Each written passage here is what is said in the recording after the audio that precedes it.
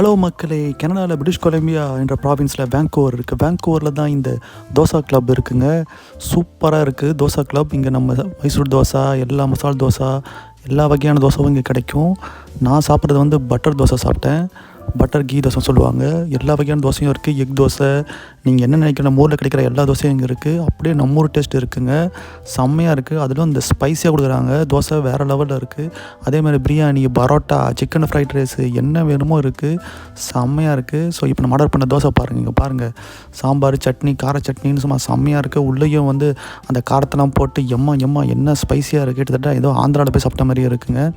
அதே மாதிரி பிரியாணி வந்து பார்த்திங்கன்னா இங்கே நிறையா உள்ள முட்டை, ஏதோ சிக்கன் 65 பிரியாணி, உள்ள சிக்கன் 65 அது ஒன்றும் ஃப்ரை போட்டு ஆஹா அவ்வளோ செம்மையாக இருக்குங்க.